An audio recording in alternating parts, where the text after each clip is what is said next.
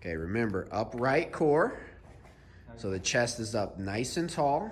Shoulders are down and back the best way you can because now you're lowered to the ground. Okay, so really focus on your posture here. Chest is up tall as we can get it. Now from here, push away from the floor. Boom, good. Try to only do it from your arms, no hips whatsoever. Press up. That was solid. Keep it going. Press up. All the way down. Press up. Good. Make sure we maintain that connection between the shoulder blades. Don't let those hips slide forward at all. Just press straight up. There it is. Good depression. Keep it going. Come on, brother. You're doing great. Keep it going.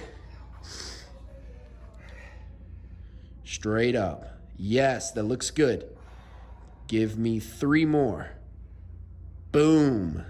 Chin up higher. Good.